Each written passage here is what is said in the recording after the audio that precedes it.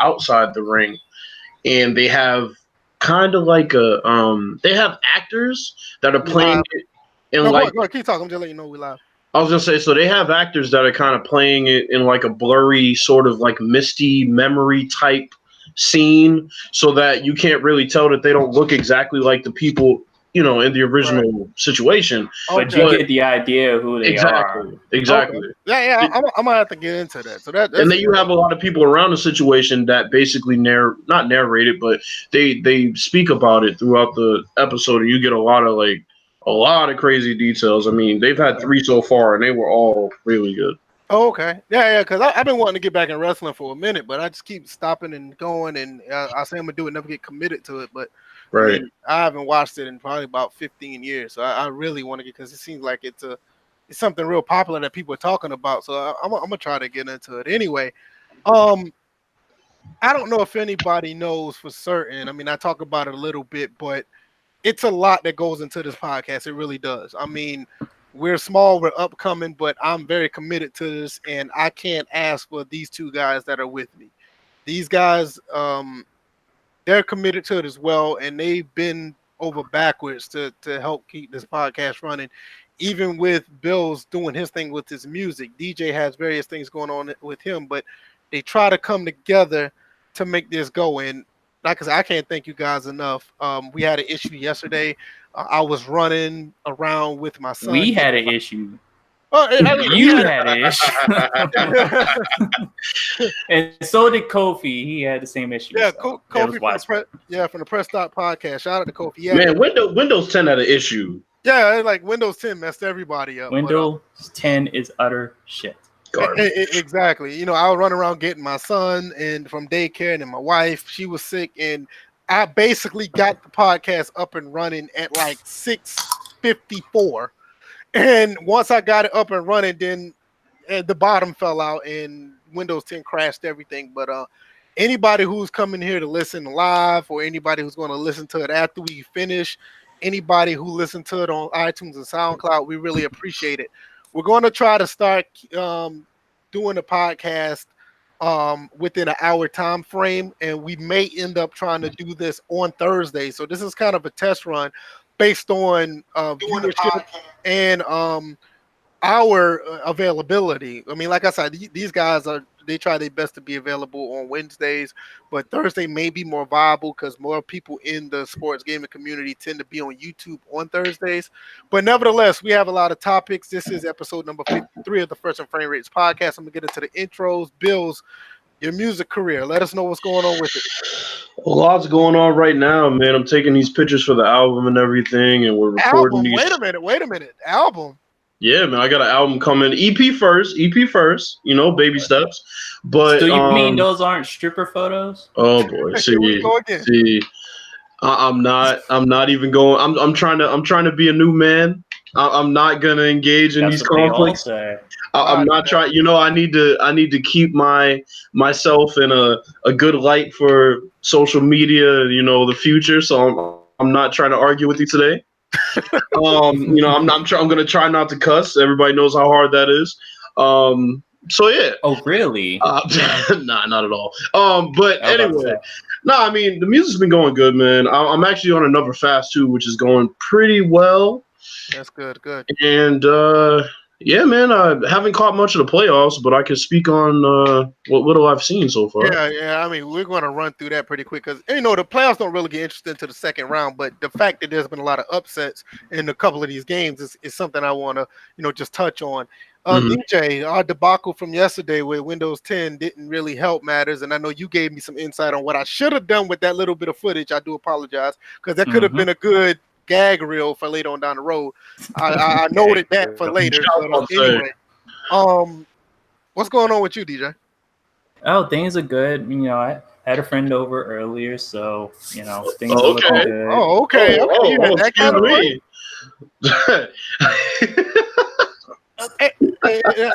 It's funny. It's like I'm around people that know to take things further than what they're supposed to go. So, and she's probably listening too. So.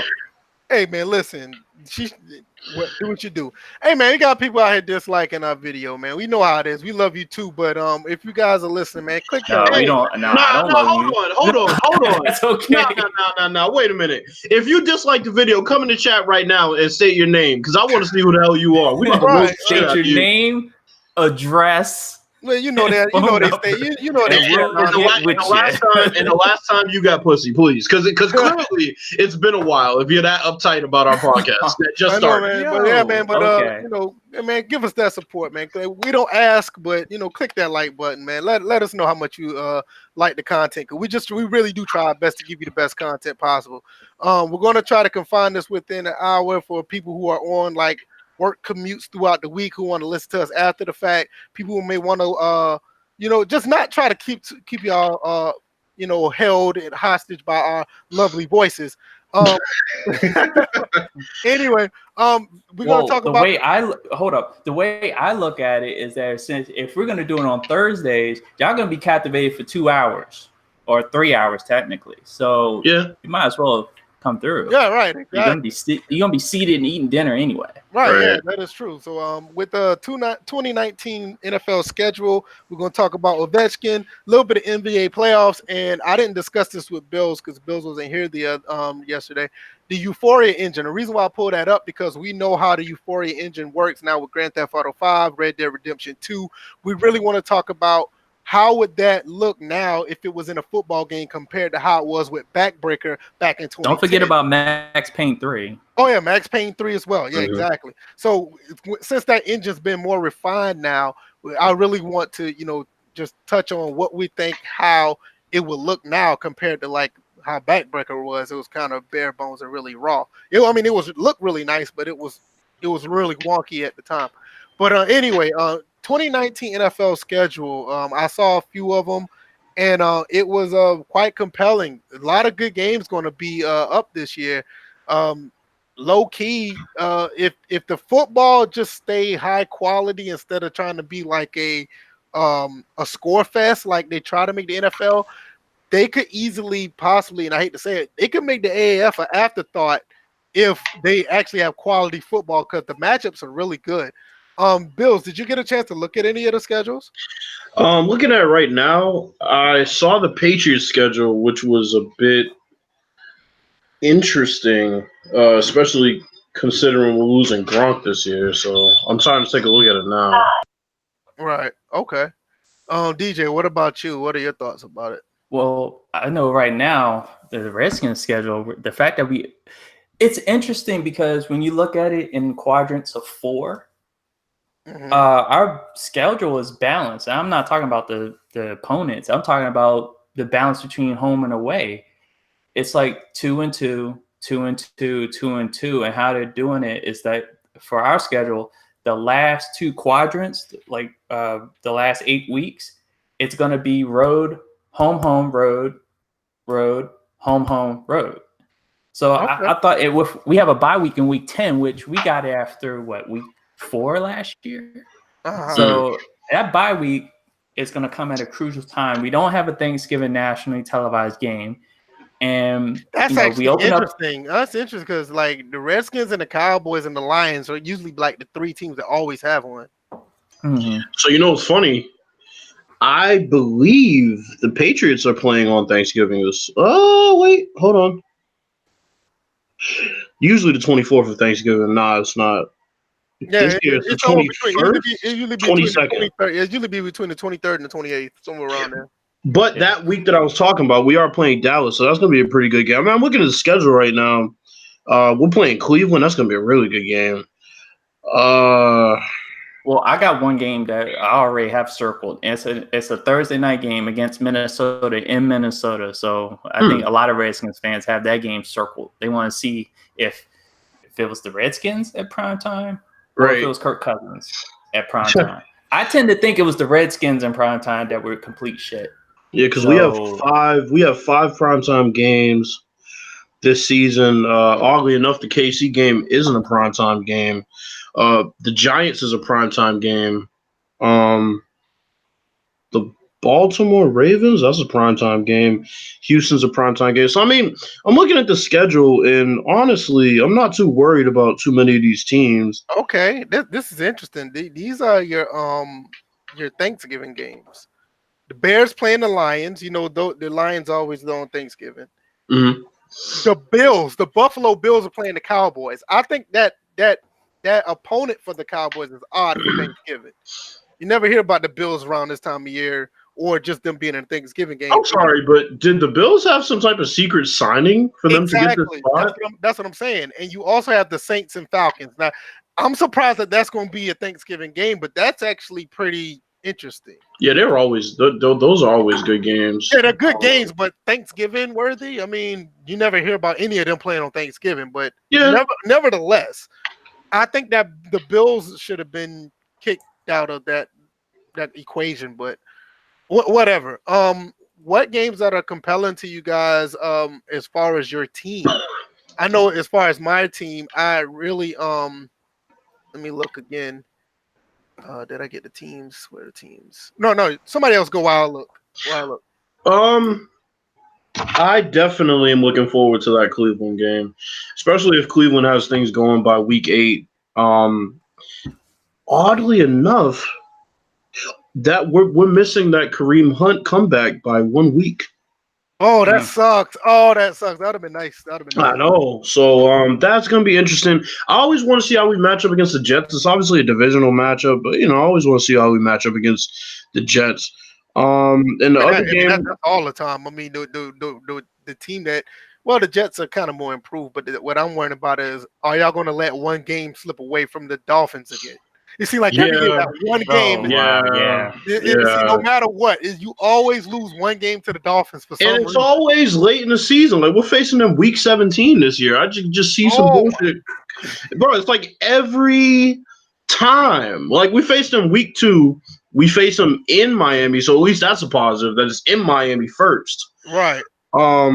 But yeah, I mean, I'm looking at this. We have KC week 14. That should be an important game for seeding, honestly. That should be. That should be. And then Dallas. Always interested to see how we play against Dallas. Dallas should be pretty good this year. So Dallas has been good for longest. Dak and Ezekiel are healthy. Mm-hmm. And, they've been actually low-key a pretty decent team. I mean, I don't care for the Cowboys, but I have to respect the fact that offense is actually pretty good, and that linebacker corpus is like the heart of that defense. So now, who did they sign at receiver? That I'm forgetting, because didn't they have a big signing at receiver? I know they have Amari Cooper, but I don't know who else they got. I thought they did. Wait a minute, you talking about Dallas? Yeah, I thought they did. I don't know Cooper, and they got some. Yeah, they did. They did get somebody else, but I don't know who it is. What about you, DJ? What about your schedule? Well, I already highlighted the Minnesota game. That's one. I'm interested in the way they work the schedule out. Is that the first 4 games, 3 out of 4 are against the NFC East. They figured that they're going to get the divisional games out the way first, like Chicago sandwich in there is in between there. But then we finish the season, Philly, New York, Dallas. But that second half after the bye week, this is what it looks like: Jets, Lions, Panthers, Packers, Eagles, Giants, Cowboys. That's going to be.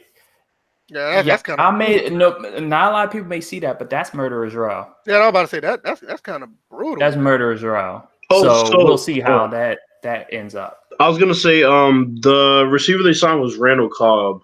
Oh yeah, they did. They did. Right. You know what? And they got Tavon Austin too. You know what? Hey, I know Pooh not gonna like this, and DJ, you may not like this, but you need to watch out for that team in that division. Like, seriously. I mean, I told people they're gonna win the division last year, and Pooh swore up and down, we're the defending champions. Yeah, whatever. You know what? And I hate to say this too, and I think the Eagles are going to be fine. I think they probably end up with a winning record. I still don't believe in Carson Wentz's health. I just don't. We talked about his injury at length a few podcasts ago, and that's no injury to play with. Tony Romo finished his career with that type of injury. Right. Hold on now, where did Blake Bortles end up? Jacksonville. Okay, let me look up the schedule real quick. I'm gonna tell you the exact. I'm gonna tell you the exact week that he's gonna start shitting the bed. Go ahead and check that out. I'm gonna talk about the Falcons real quick. I think the Falcons schedule is very, very friendly for them. Very friendly. The one game that stands out to me, obviously, is always the New Orleans game. I mean, when I look at the rest of the schedule, the Saints playing the Falcons is always the one that stands out. If I wanted to pick one without that, is probably the Rams. The Rams are coming into Atlanta to play them week 7. Mm-hmm. And, I think that's going to be a pretty good game on both ends. The teams are they mimic each other in a lot. So it's going to be really compelling to see that game. But New Orleans and Atlanta, they always play good against each other. I don't care for Minnesota week 1. I wouldn't be surprised we go into Minnesota and beat them. I don't think they're as good as advertised since the year they did have the miracle against the Saints. Philadelphia, we have to go. No, the Philadelphia's coming to us. Once again, yeah, it's the Eagles, but that's another game that could be compelling, but I have to wait and see. That could be a push either way. But all the other games, I'm not worried about Seattle coming in. I'm not worried about pretty much any other team outside of the Rams and the Saints. Jacksonville, we played them week 16.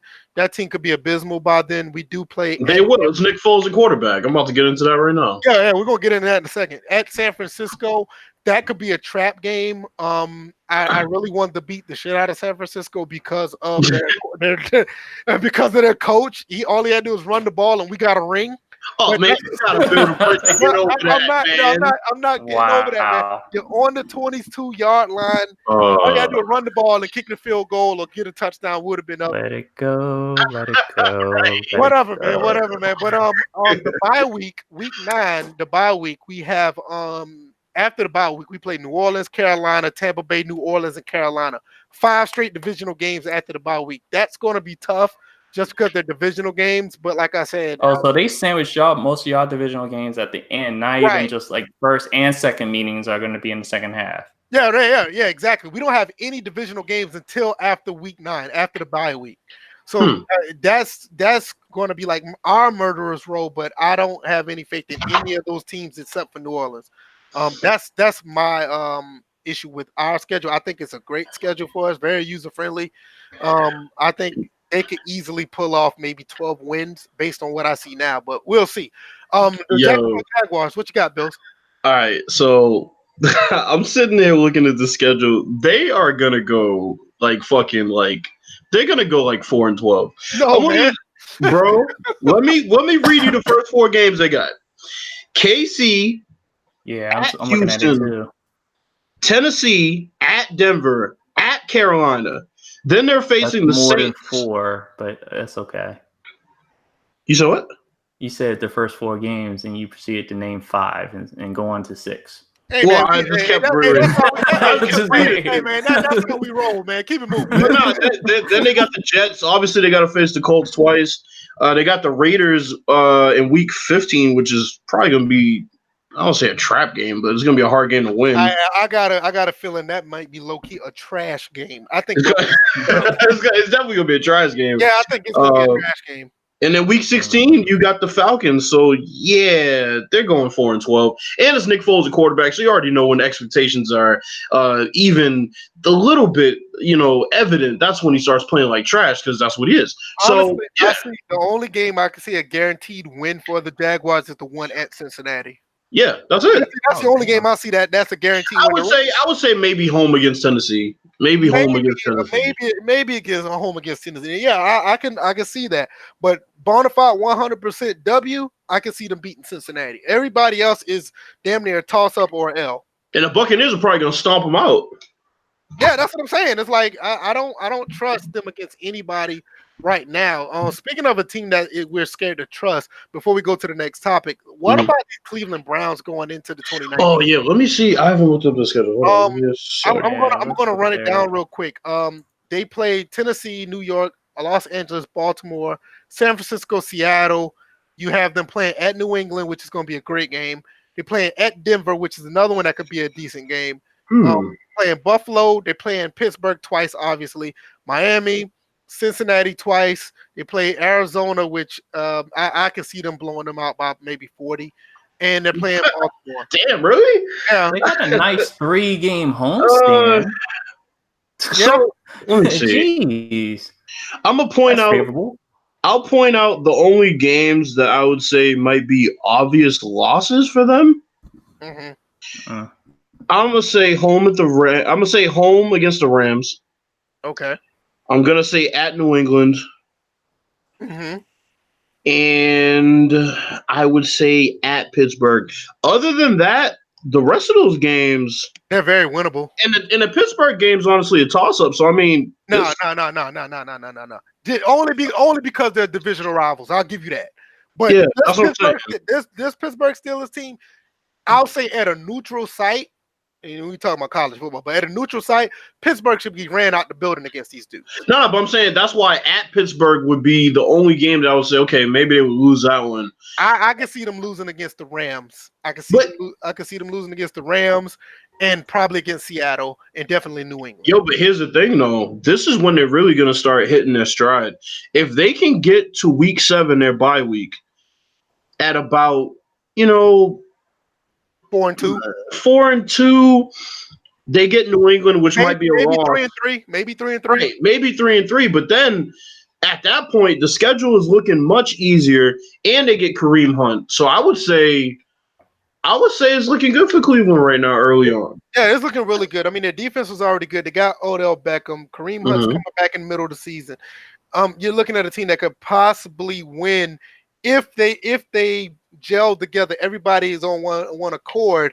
They can easily probably pull off maybe 12 or 13 wins.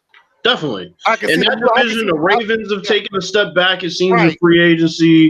The Steelers, I don't see them being a factor this year. I can see them losing at Pittsburgh. I can see them losing at New England and maybe at Denver or Seattle. So that's 3-13.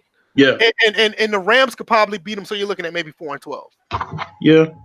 Anything else you got, DJ, before we slide to the next topic? Oh, and that's home against Seattle, bro. Yeah, that's what I'm saying. They're playing. I'm sorry. They're playing home against Seattle. That's right. That's home against Seattle. That's right. Yeah, I don't have anything else. I know, like I said, I highlighted that Cleveland has that nice 3-game stretch where they're at home with Buffalo, Pittsburgh, Miami, where it just seems like the rest of their schedule, they don't have more than 2 road games at a time. Well, yeah, they don't have more than 2 road games at a time. I'm just like, no back-to-back road. The other team get a 3-game homestand. Yeah. I could see that Buffalo game being one of those games where they really assert their dominance and make a statement. I can see Buffalo being the dominant game. I can see Arizona possibly being a dominant game, and I could probably see maybe the Cincinnati game at the end of the season maybe being their trap game. I'll tell you what we won't get. We will not get 2 teams making it from the AFC North this year to playoffs. I'll tell you that much. I don't think Pittsburgh's not going to make it again this year. That's I don't think they will. That's what I'm saying. So I think we get 1 team from that division. Yeah. All right. Ovechkin, go ahead, DJ. I know you wanted to talk about this last time before we got cut off yesterday. Let's talk about this fight that he was involved in. That wasn't a fight. That definitely was not a. But you know what? So again, I'm providing a shorter context because don't have that much time. So in a playoff game where Carolina won 5-0, and they're playing right now, Carolina's already up 1-0, and it was Alexander Ovechkin and Andrei Shevnikov. They were slashing each other down the ice, and they challenged one or the other challenged the other to a fight. They agreed. 2 men mutually agreeing to a fight in a hockey game, which is allowed. And Ovechkin just proceeded to knock him out in 3 punches. Now, the kid kind of put up a fight, but none of those punches were affecting Ovechkin, obviously. DJ, the only reason he put up a fight is because they have this unspoken agreement where they have to hold each other's shirts. If that was straight up hands, that nigga would have got knocked out maybe 1 blow. That is true, and there are fights that do start out where they don't grab each other, but then eventually it results in grabbing. So the hoopla is about the fact that the kid got knocked out, suffered a concussion, and was lost and I don't think he's playing tonight either. But it reignites the whole drama about fighting in hockey, people are like, they should take it out and blah blah blah. And and my whole thing is, and I'm actually, but the thing is, I'm glad we actually did this tonight, because there was a bench clearing brawl in baseball that happened yesterday, because a batter hit a home run and he flipped his bat. And then, a couple of, what was it? The next time he was up, he got thrown at, he got hit. That's the only way that fights in baseball start, is sensitivity and this good old boys antiquated belief that they have. And that's the only way fights ever happen in baseball. Never anything legit. I low-key don't have a problem with it because it's entertaining. but you know what?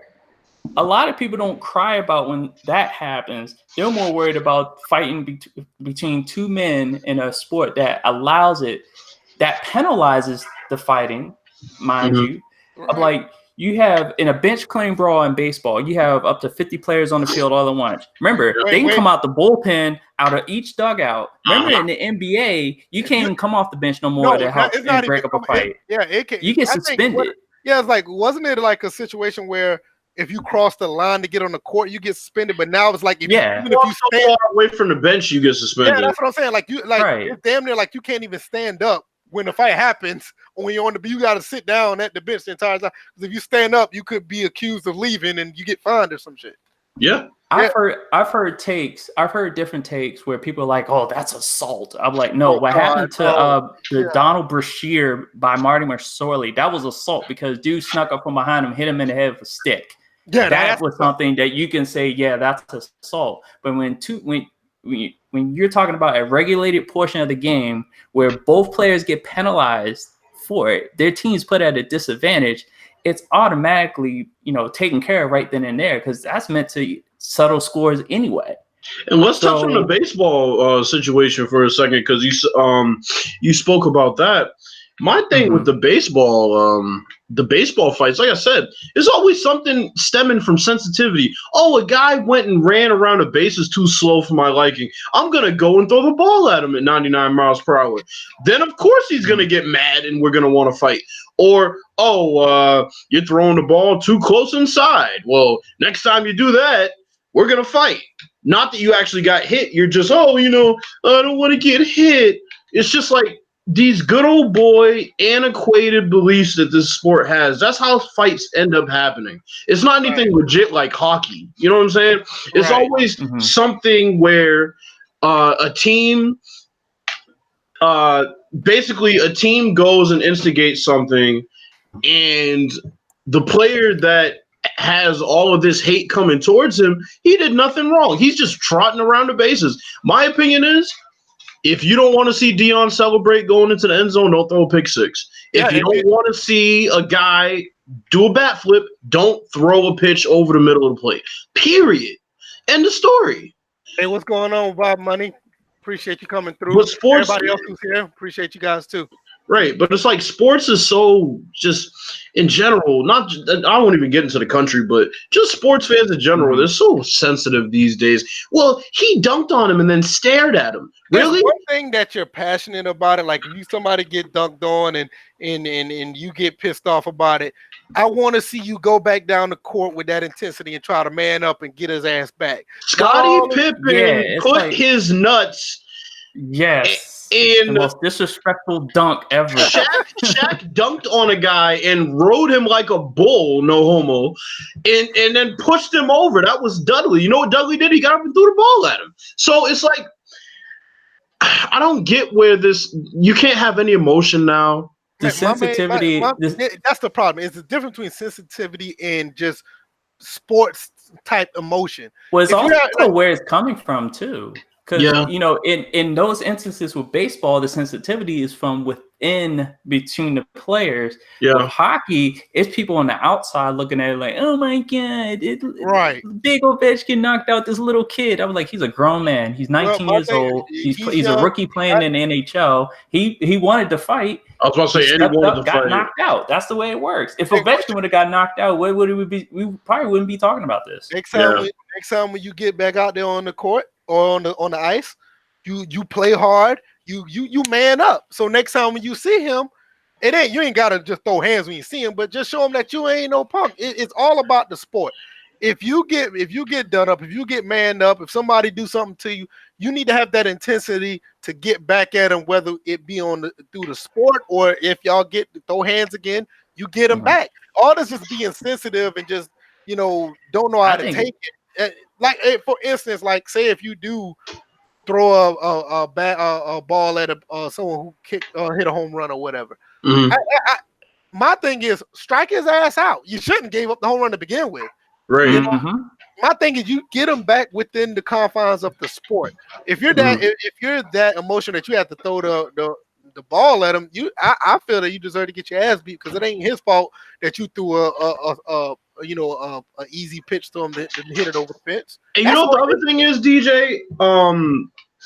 We were talking about the baseball thing. So my thing is also, that's the only sport where they basically have passed down this love of this tradition that turns dudes into clowns.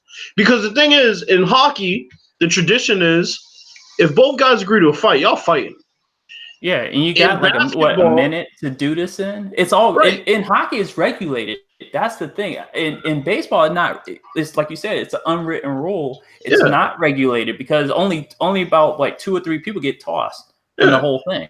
In basketball, you got 50 people on the field and only 2 people get tossed. In basketball, they're not telling dudes to be chumps. They're not telling dudes to be sensitive. Now, the way the refs call the game, they're very sensitive, but they don't tell the players to be sensitive. The thing is, in baseball, literally these managers, like I said, they have the good old boys club, the tradition that they try to ingrain in these young players' heads that, hey, if somebody tries to show you, try to show off on you, you throw the ball at them. It's like, give me a break. Yeah, right. You know what I'm saying? In the NBA, the players aren't being told by the coach, hey, if somebody dunks on you, you go down there and you elbow him in the balls when he goes to the paint. You know what I'm saying? It's ridiculous. Like I said, a low key is good entertainment, but if you really want to, in the confines of sportsmanship, if you get dunked on or something happened to you in that manner, your ass need to go back up down the court and get his ass back within the confines of the game. Dunk on him back. Shoot him in his face. Put a nice move on him to get it up and under. I mean, it's not regulated in the sport, so therefore you don't need to go that route because you do look soft on the back end. Yeah, the closest thing they had in basketball was a no layup rule that certain teams had. You don't give up any layups. That had nothing to do with sensitivity. That was a rule in general. You don't give up layups. That was a strategy, just like the Jordan rules. Exactly. But baseball, they've just gone way too far. In hockey, I hope they don't head towards that because it's one of the few sports where dudes settle things on the ice like men. And then here's the thing. This is what people probably miss when we're talking about regulating the fighting in hockey. Mm-hmm. This is what happens to the players. They spend 5 minutes in the penalty box. That's one thing.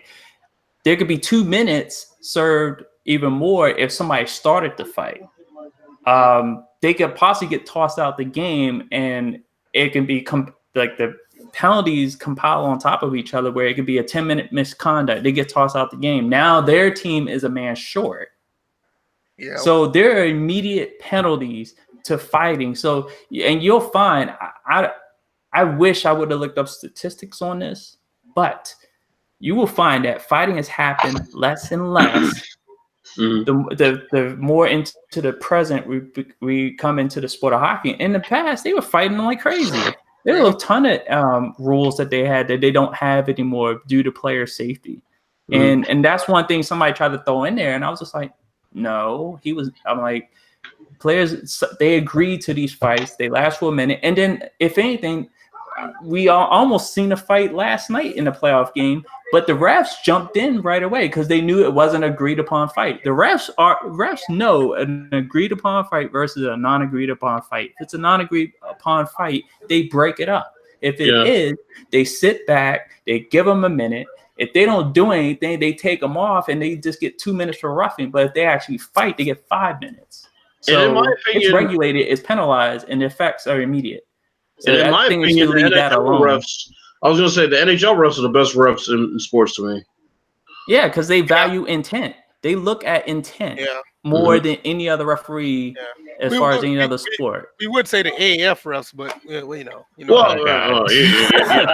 You know they filed for bankruptcy. I saw. Somebody's stealing money. Like you said. Anything else about that? I mean, I said what I said. I don't have a problem with it. Nah, there was really nothing else about there. They're playing right now, and let me check on the score, see if there are any updates.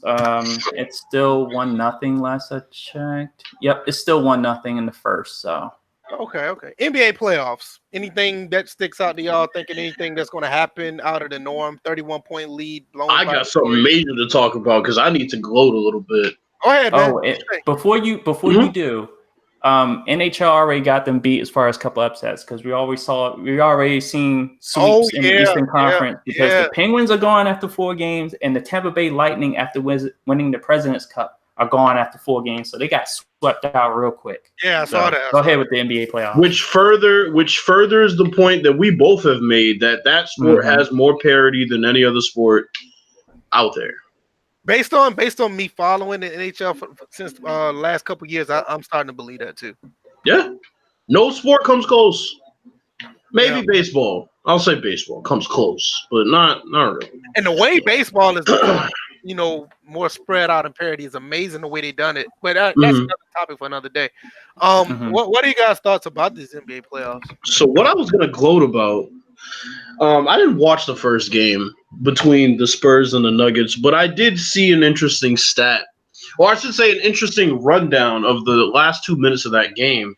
And what it pointed back to was a conversation we had a few episodes ago about Denver.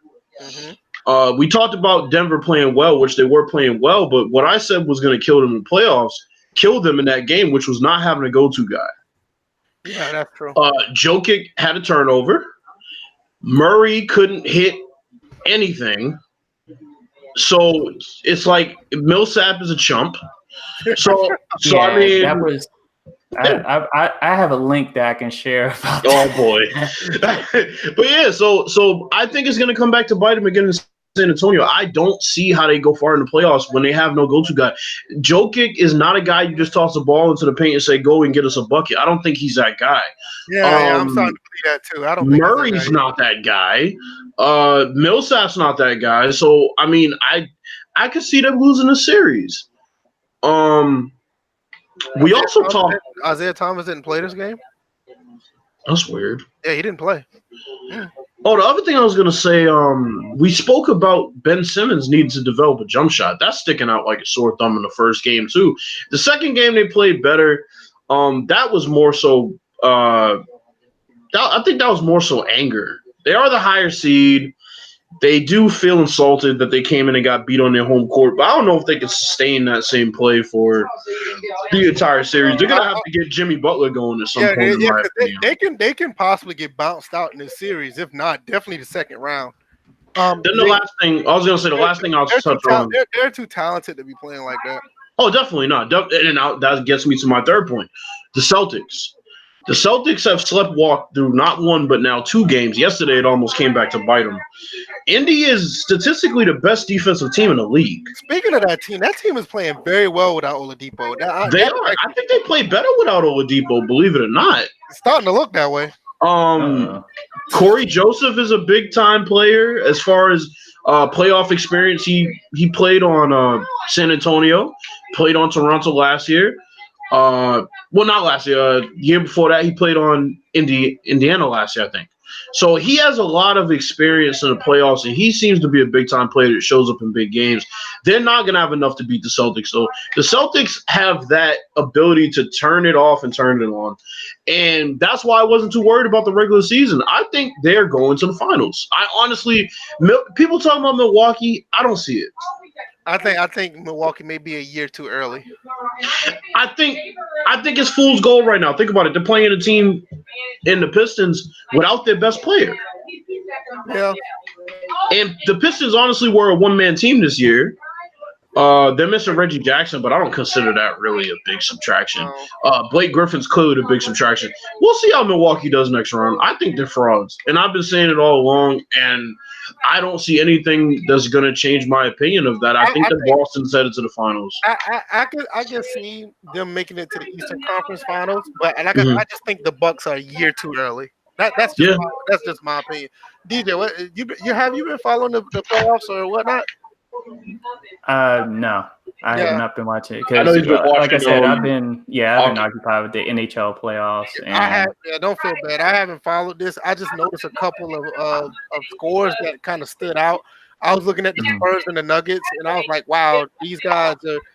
That game one, yeah, we saw what happened, but Greg Popovich always have these guys ready to play, no matter who he has on the court. Oh yeah. And, I lean that towards good coaching.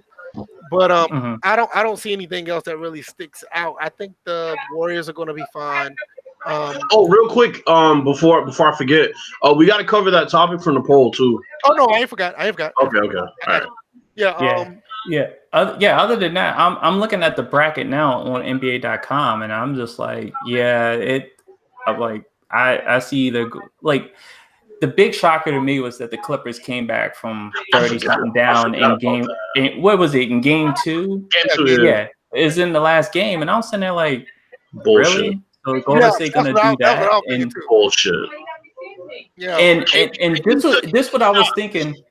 This was what I was thinking because it kind of goes with Bill's your theory of how the league can be set up at times because they are competing with the NHL playoffs.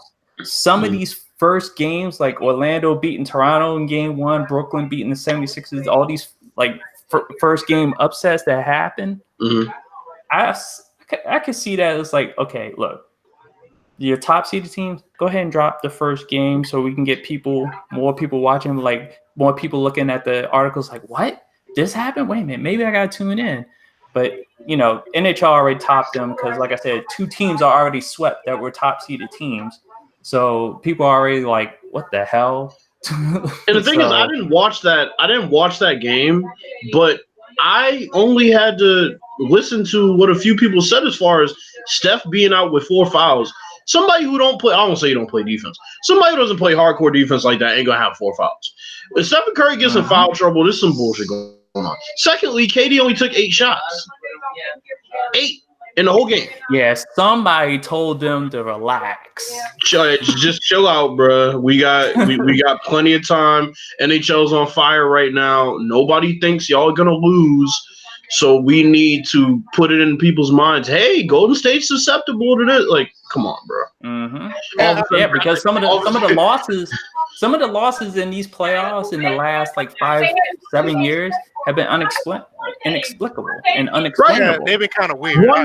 One game anomalies, which in sports, in series, it doesn't make any sense. You've never seen a team like the Golden State Warriors give up a 31-point lead. They had it in the third quarter. So it's just like if it doesn't make sense, then if there's no explanation, then something's awry. That's especially to a team that doesn't have a everyday explosive scorer. Exactly. And maybe that scorer comes up every now and again. I think that was Lou Williams in that series, in that game. Yeah, but he does that every once in a while. That's not like a consistent score. Golden State's got 4 of them.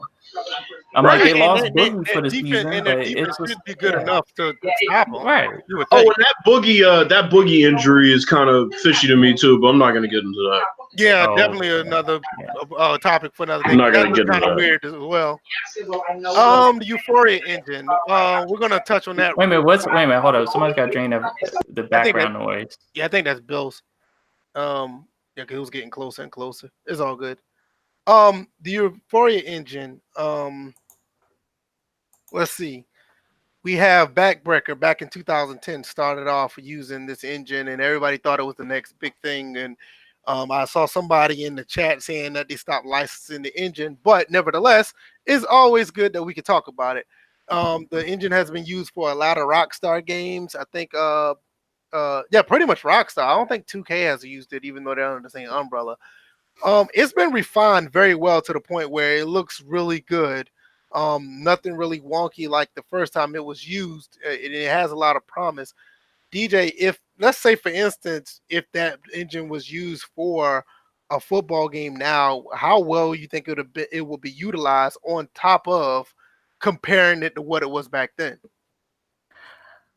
Well, with it having a chance to be refined each and every year ever since Backbreaker came out, I think they would have found out how to take advantage of those physics on top of the rating system that most football games or most games like to employ to make I think the closest resemblance would be, I had to say it, but facts are facts. I would say live would probably be the closest thing to having like an organic feel to the game, with the ratings dictating a lot of stuff on top of that. So yeah, I know you live fans are cheering in the background. Don't cheer too much because your game still sucks. But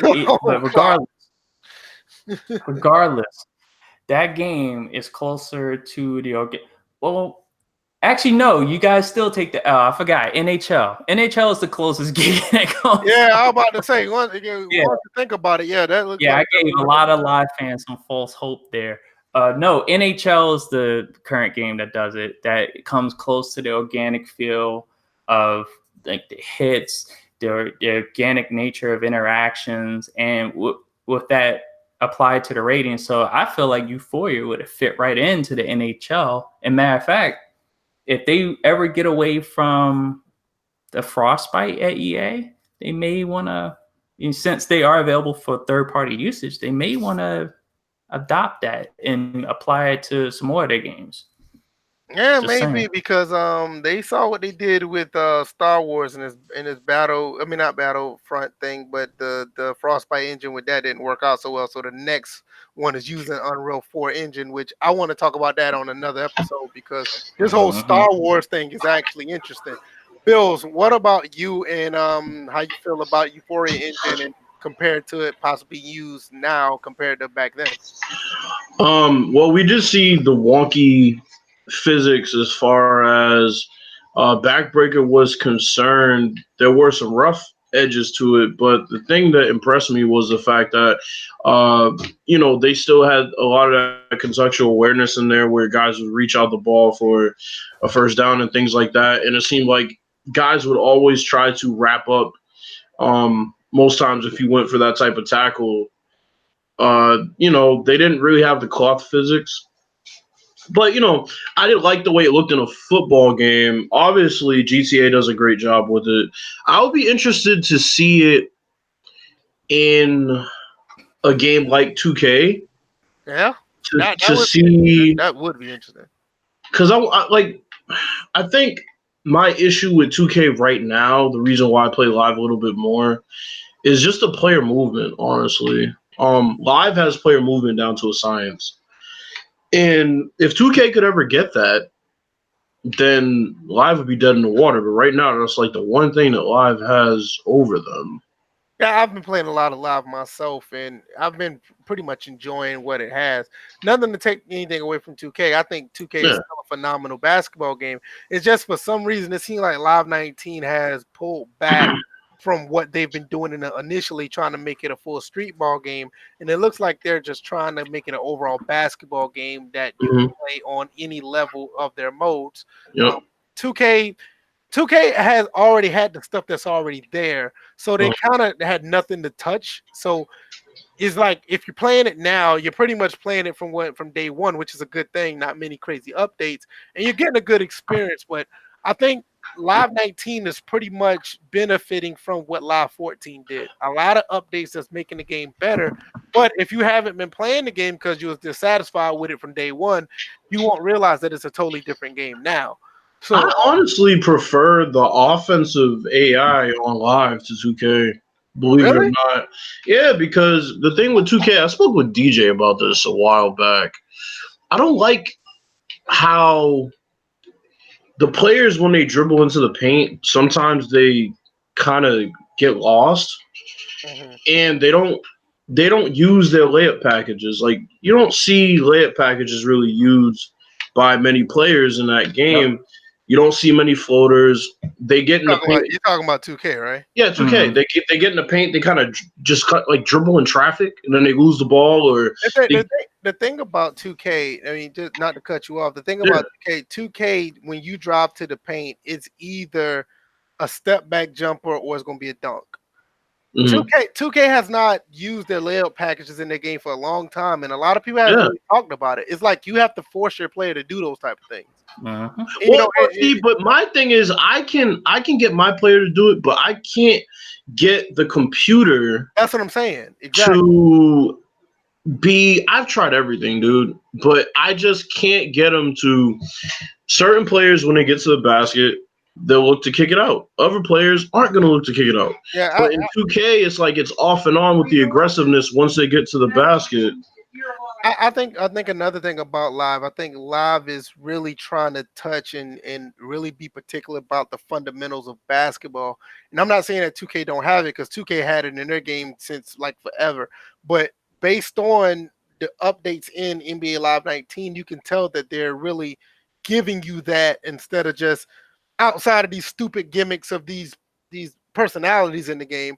You can actually see where on the court they're trying to give you something that relates to the sport, and that's you can't ask for more than that, but I don't have anything else as far as the Euphoria engine. We're going to close up in a few, but the poll that we have every Monday, I want to put this poll. Oh, one more thing about live. I'm probably gonna make a video about live, why I think why live is a very good game on a longevity level. But that's gonna be another topic for another day. Cause I think Live 19 as it is now, if they touch a few things, which I doubt they will, that game could be it's possibly you won't have to get another basketball game. But like I said, I'll touch on that on another day. Oh, I got a question about that before we move on. Do they update the demo as well still? Because if no one's going to give me the game, which I've been requesting, then all I'm going to do is just upload the demo and just play that and see if they've updated that. I don't see why not. Just download it and see. I don't see why not. I mean, because like I said, it's not a bad game. My main problem with NBA Live right now is really the trade logic. You think NFL 2K5 trade logic is bad? The trade logic in the NBA Live 19 is terrible. I managed to trade. Let me tell you, before we go to the poll, I managed to trade Jatrash Parker. No, seriously, I managed to trade him to the Hawks for Taurean Prince and the number 3 overall pick. They basically traded Jatrash to more trash. Hey, I got the number 3 overall pick. I don't care. I mean, but that is like some bullshit right there. But they need to fix that. But other than that, I'm enjoying the game for what it is, and the fact that the game is not online, that game could be played in forever, honestly. But like I said, that's one of a video I may make another day. Oh, one more thing that I'm glad they fixed was the free throw timing was wonky at the beginning of the year for the signature animations and basically all the animations. I'm glad they fixed that too, because that was a bit troubling. Right. I'd say the one issue I have with live, honestly, is the pass trajectories still aren't really that good. They still have animations that speed up at random times, and the passes still speed up. Yeah, the game doesn't move at the speed at times that it should. Sometimes it does, and sometimes it'll speed up, but it'll get back to it. Like the pacing is off at times. Yeah, I mean the pacing is amazing when they keep it consistent, but when they don't, because it runs at the right pace, but then there are times that the game will speed up out of nowhere. Yeah, like animations. Then the only other thing I can say is just they need to add a slider for all the foul calls so we get more stoppages in play. Like I have times when my subs will be sitting there till like the end of the quarter. It's supposed to come in at like the 6-minute mark. Right. Because there's no whistles. There's no like I mean, you could have things like 2K has it where they sneak in certain ones. Like trying to get through a screen, you run through a screen. or loose ball foul, and that's just like, a simple stoppage in play, or blocking foul, things like that. But live doesn't really have that. The only fouls you're really going to see, and it's not even really so much on the computer. The computers really never get reaching fouls.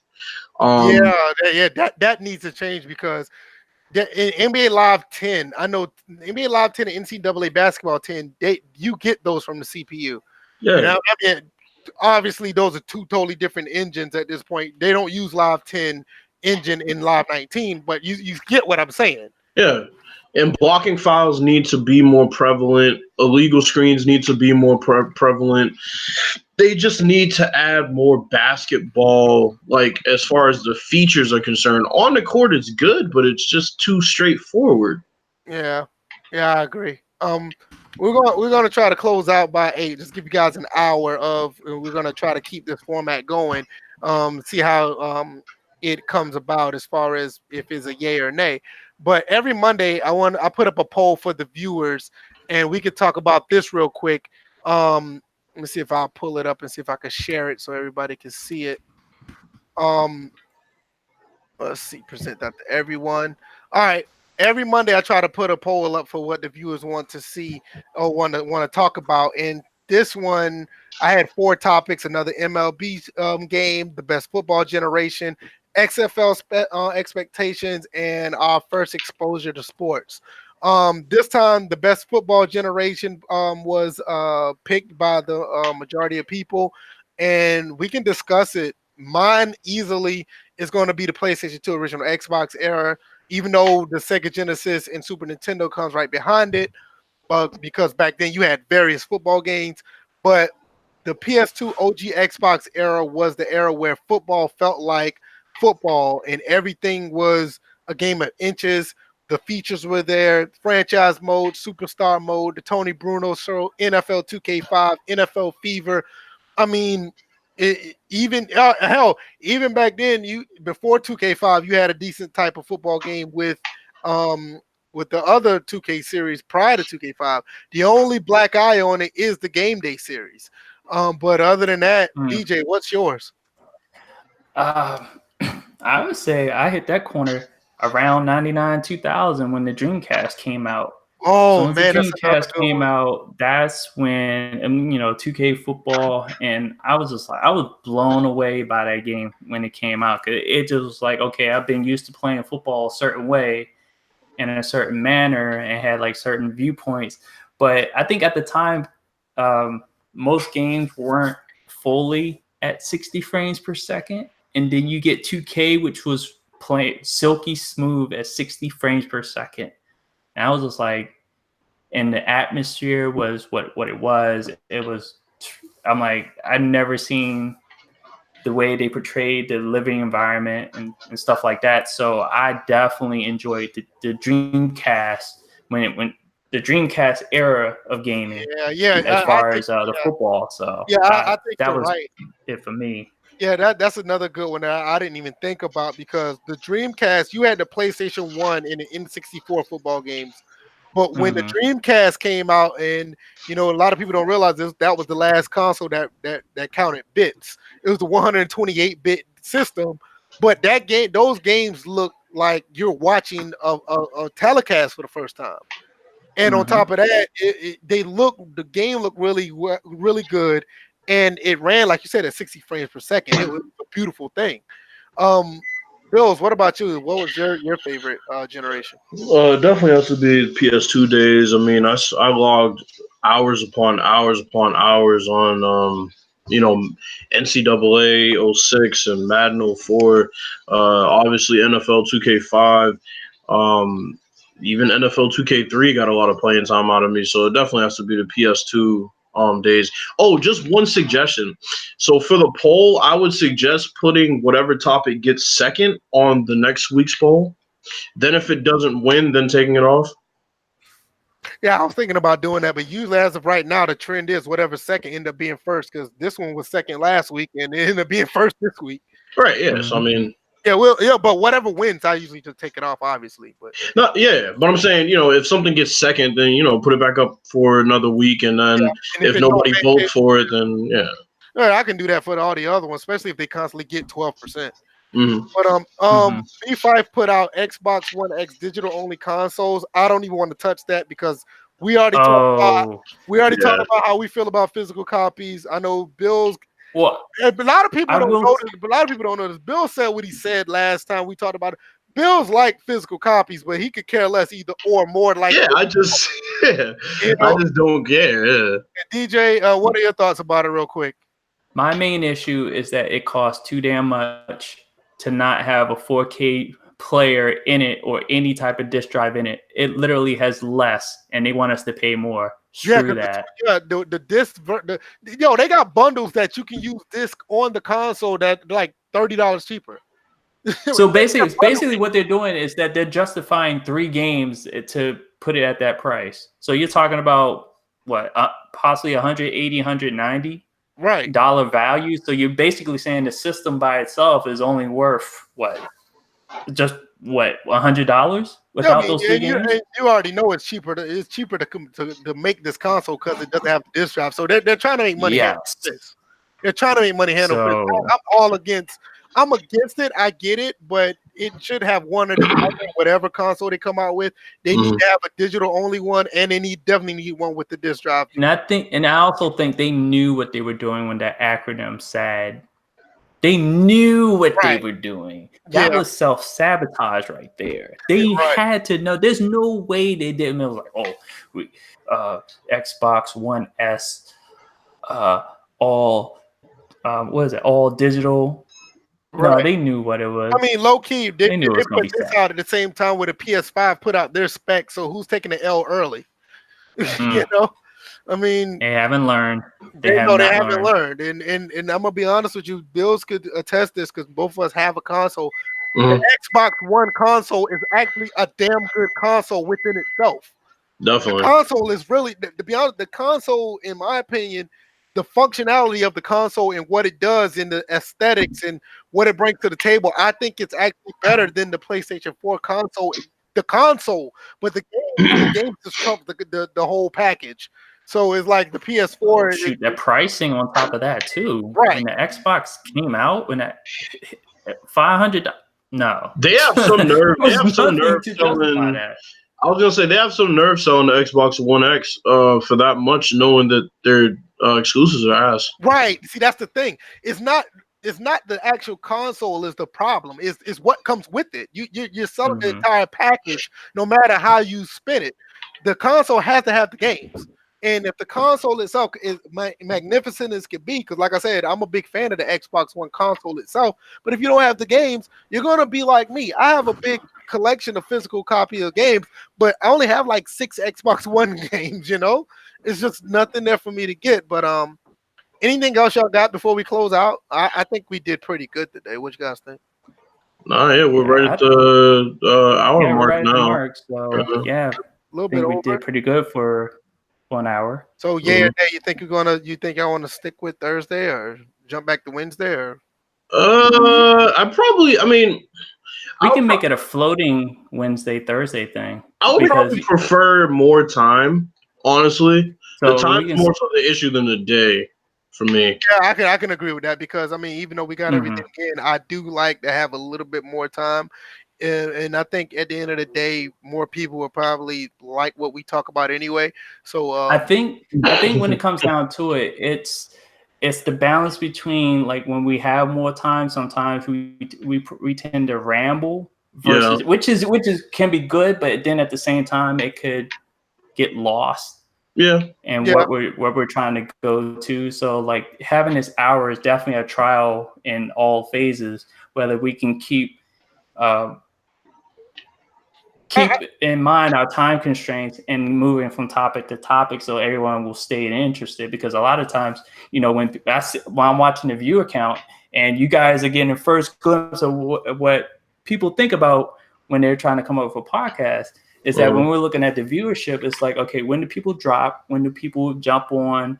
And so on and so on. So, this hour definitely is a good measuring tape for like how we was able to do within a strict time constraints. So yeah, I would say anything from an hour 15. An hour to hour 15 is good. Hour 15 probably be more comfortable. Yeah, I think so. Yeah. Too. I think an hour 15, hour 30 at max. I'm with that. But at the end of the day, it's up to everybody who listens, man. I mean, always here for the feedback. What you guys' thoughts about this episode, Thursday, Wednesday? Either way, even if it is on Thursday, Wednesday, do y'all still think the hour 15 or the 1 hour mark? That's another poll question. I know some people like really long podcasts for some reason. Yeah, we ain't doing those. Like, that's what I'm saying. Not necessarily live. Like, I'm not really into long podcasts unless I'm taking. We ain't doing that Monday Night Raw type podcast. My thing is, I think between an hour and an hour 30 is good for guys who are like on a commute going to work. So if they don't catch the live, they can get all of our content. And I think that's the important thing. I don't want anybody dropping out because they're just tired of listening to us. I think we're going too long. Because I understand when it's live, people have things to do. They're constantly going and going. They come in and they come back out. I get it. I'm not really worried about that. We do love it if you guys stay, but I do understand it. But once it goes away, if the live part goes away and you want to listen, we don't want to take too much of your time if you want to go back and listen to us. And because, once you're listening to us, you might be like, damn, these guys are still talking. You know what I mean? And I would say also when we get more followers and more listeners, it would probably be more beneficial to go longer than it is now, only because then, which is true, we'll have more, we'll have more interaction, people dishing topics to us. Right. Yeah, because I'm seeing people chime in now that weren't in earlier, and it was just like when they started coming in, it was on the latter half, and literally within the last 15 minutes. Right. So, and then I do see where we need that extra 15 to 20 or 30 minutes to get everybody involved. Right, and then there's like hello, VF. Oh, 7, but like I said, people are busy. And they kind of not again. You had faded out for a second. It was like, oh boy, not again. No, please, no, not again. Like I said, like an 8 o'clock time frame when people could be just. I got that Radio Shack connection. Oh, boy. Radio Shack. But like I said, man, it's still in transition because we did talk about the Wednesday or Thursday thing, and like Chris Thomas just said, he doesn't mind a 2-hour podcast. We don't really mind it either. We just want to know that we don't want to be rambling throughout the entire time. We don't want to just be talking just to talk because we get tired too after a while. I mean, I don't want to just ramble on stuff. Like, I want our stuff to be full of content that you can actually get something out of. Well, see, that's the thing, Fife. I feel you on that, but like there'll be podcasts where it's not even really a live podcast. It's just a podcast that was recorded. It's just really long. Sometimes it's good, but other times it's not so good because most times I get my podcast listening in when I'm either playing pure pool because I can basically play it on mute, or and I need to play that game, by the way. Pure you pool. Haven't played it yet? You haven't played it? I had to re-download it on my hard drive. I played it before. Okay. Dog, you wanted a game. You want somebody to give you a game. I would probably have to give you that one because you've been slipping. I beat this dude. After I giving you games? That's true. That's right. Yeah, I was gonna say I beat the dude that was number 8 ranked in the world today. He was pretty bitter. Oh, wow. Yeah, he was bitter.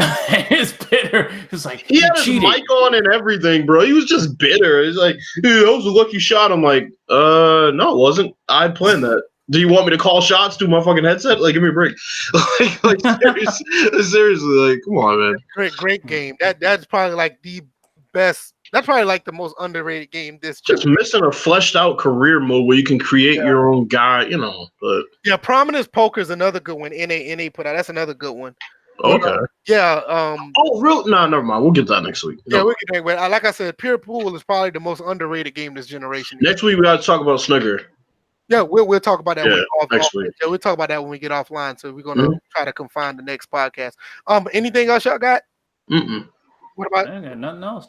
All right, YouTube, iTunes, SoundCloud, all that link is in the description. I had to do a little diatribe beforehand because of what happened yesterday with the podcast dropping. But I definitely appreciate everybody who supported us and continue to support. Let everybody know what's going on with this podcast. We're trying to grow and try to put out the best content possible. I don't have anything else. One more thing, Chris Thomas asks about Sekiro Shadows Die Twice. I don't like Souls games. I don't care about them. DJ, you played it, right? The closest. Huh? No, I haven't played it. But the closest to playing that game that I've played was actually God of War. Because remember, God of War, they converted to that type of gameplay style. It's an easier version of it. But I literally have thought about playing it, but it's ruined for me now. Because I've watched all the gameplay, right? So it's not just Kids Move, but like, that's a whole different subject altogether. Because I always had questions about how that challenge was even formed, and the fact that to me it's compromised at this point because he's allowed to get help in the chat, and I thought the point of a challenge was to like beat the game without any outside interference. And he could possibly win $1,000 based off of that. But it's just like they're basically giving him the money at this point. Well, but here's the thing. He's getting the money through the super chats anyway. He's going to have $1,000 whether he wins or not.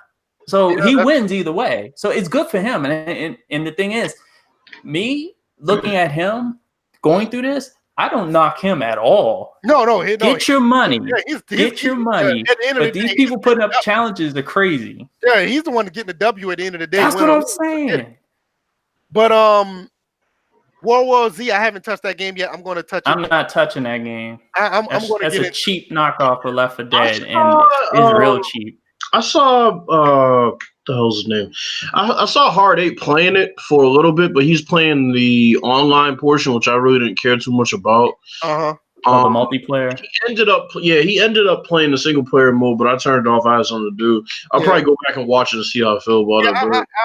I think he dropped the game. I don't think he doesn't even like it. I'm like it's like a cheapened version of Left 4 Dead. There was another game like that it was like that I have that I got it for free. That was supposed to be a spiritual successor to Left 4 Dead, and that was kind of cheap.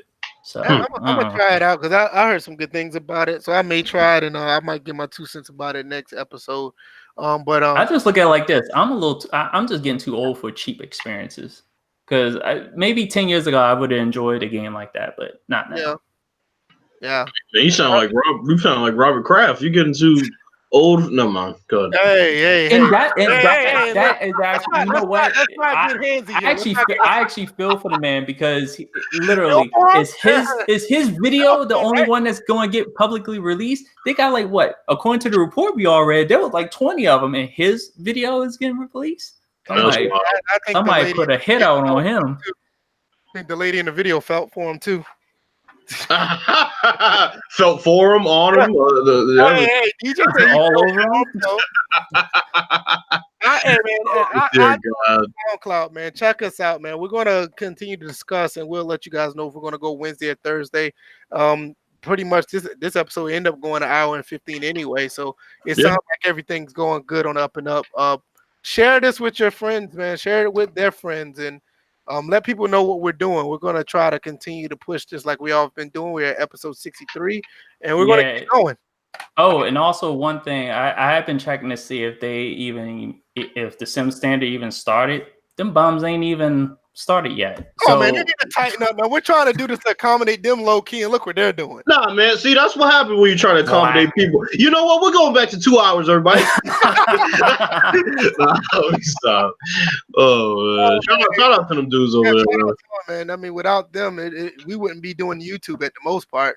You know, I mean, they're the ones that got without me, they wouldn't have been doing Google Hangouts. I was responsible you're right for about that. And without I brought that idea up to them. They were messing around on the stuff they were paying for, and I was like, no, just get on Google Hangouts. It's free.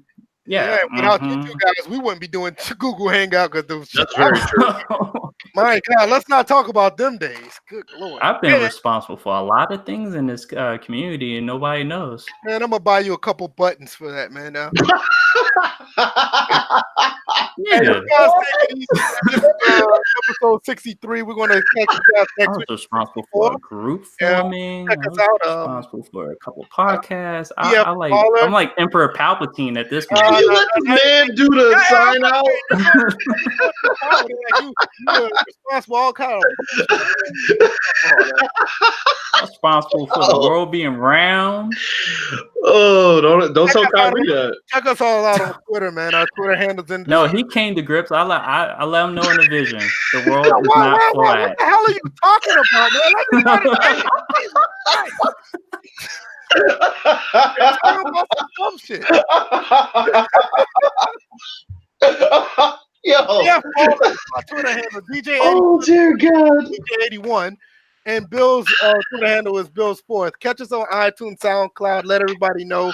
And check out our poll on Monday. And we're going to let you guys know about the topics on that. So you guys can hear about our thoughts about them on then.